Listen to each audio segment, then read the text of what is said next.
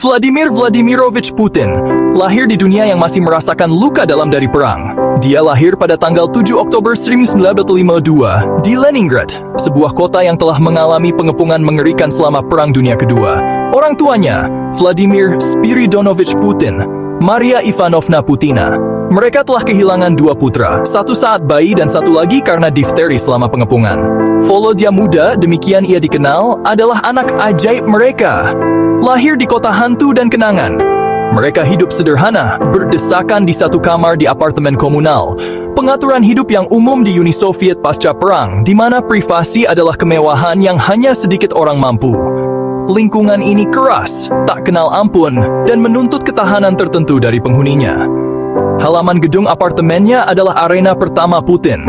Itu adalah dunia yang kasar, di mana yang kuat memangsa yang lemah, dan kelangsungan hidup bergantung pada kemampuan seseorang untuk melawan, seringkali melawan anak laki-laki yang lebih besar dan lebih tua.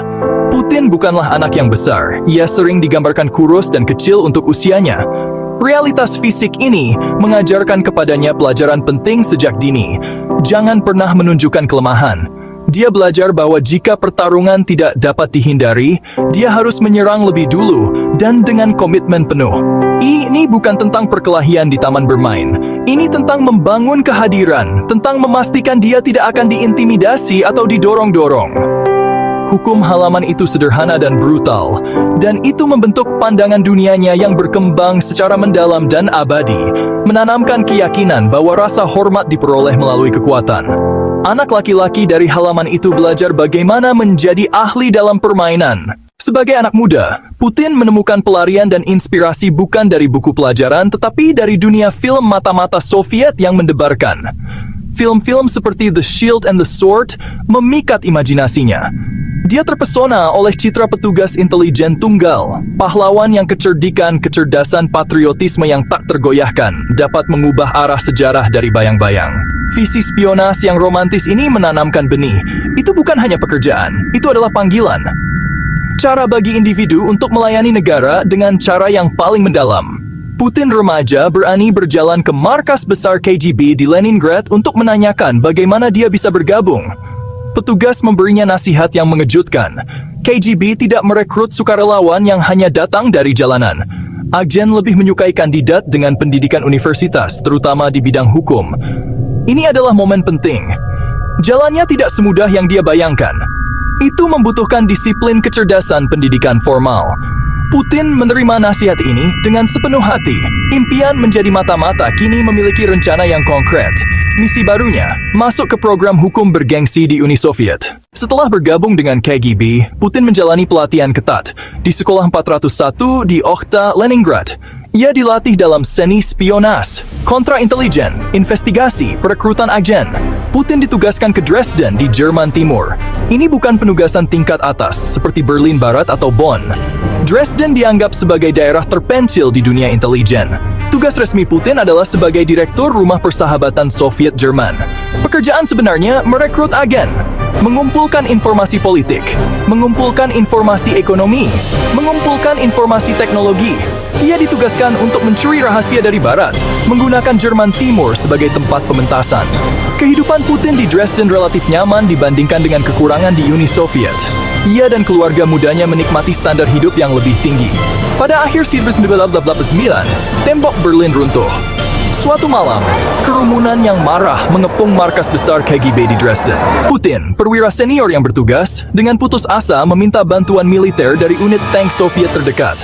Hanya untuk disambut dengan tanggapan yang mengerikan. Moskow diam. Dihadapkan pada masa sendirian, ia menggertak, memperingatkan mereka bahwa anak buahnya bersenjata dan diizinkan untuk menembak. Kerumunan bubar, tetapi pelajaran itu terukir dalam ingatannya. Ketika pusat gagal, semuanya runtuh. Kembali ke Uni Soviet yang runtuh pada tahun 1990 adalah kejutan besar bagi Putin. Negara yang telah ia sumpahi untuk layani sedang hancur di depan matanya. Kekuatan KGB, prestis KGB yang dulunya merupakan objek ketakutan dan rasa hormat, menguap. Ia adalah seorang pria tanpa misi, seorang agen dari kekaisaran yang sekarat. Daripada menghilang ke dalam ketidakjelasan, Putin memanfaatkan koneksi dari masa kuliahnya. Ia mengambil pekerjaan di alma maternya, Universitas Negeri Leningrad, sebagai penasihat urusan internasional.